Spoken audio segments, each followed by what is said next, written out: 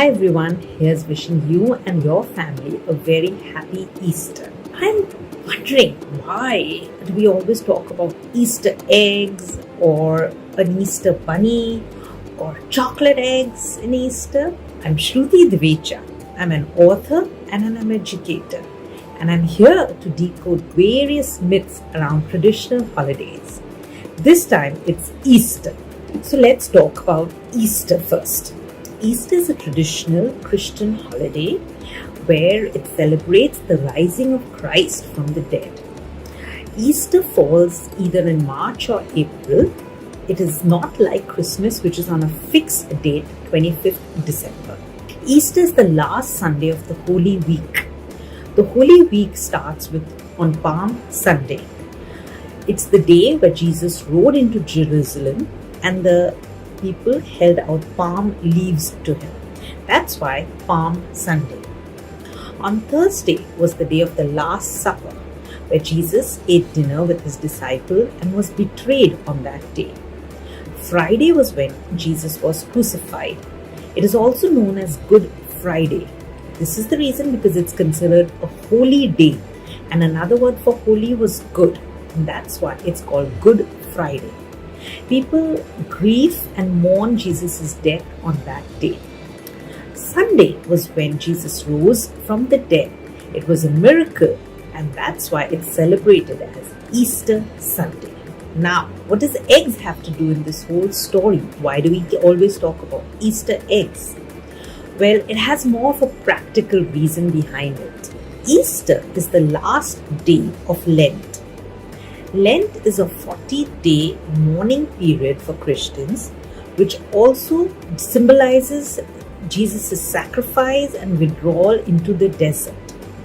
The Christians fast on that day from various festivities and food and abstain from eating eggs. However, hens continue to lay eggs, and after 40 days, the hens have laid their eggs, but nobody's eaten them, and so they are left with lots and lots of eggs. People celebrate Easter by eating eggs and gifting them to each other. They paint the eggs, they decorate the eggs, and they place them in a beautiful basket and go around gifting it to each other before the eggs get spoiled. And when we talk about Easter eggs, here's a fun fact for you. The famous Russian Fabergé eggs started because of Easter. During the 19th century, the Tsar wanted to gift his wife something really expensive and exclusive for Easter. He commissioned an artist whose name was Fabergé and asked him to make an intricately designed egg with jewels encrusted on it. And he gifted it to his wife. From that day onwards, it became a tradition in Russia, in the Russian royalty actually, to gift these jeweled eggs to each other on Easter. And now we all know how famous the Fabergé eggs are. And finally, what does an Easter bunny have to do with all this? And why is a bunny bringing eggs and chocolate-covered goodies to children on Easter? Well, this story goes back to the 17th century. It all started in Germany, where they believed that the Easter bunny would deliver eggs to the children. The German immigrants brought this story and tradition to America. They believed that the bunnies would leave eggs outside the houses in small baskets, which were like nests for them, and they would lay eggs there. The children would also often leave out carrots for these bunnies who they thought got tired from hopping all around. The eggs soon became candy with chocolate eggs and other little treats for the children. Germany was the first place where the chocolate eggs were made. Now, the tradition is followed all over the US.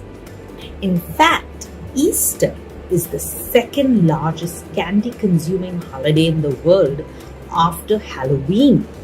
It is believed that there are lots of jelly beans. In fact, I think 16 billion jelly beans that are sold on Easter because they look like small mini eggs, and almost 20 billion chocolate bunnies. So, Easter bunnies, Easter eggs, and chocolates This is how it all got famous on a traditional Christian holiday called Easter.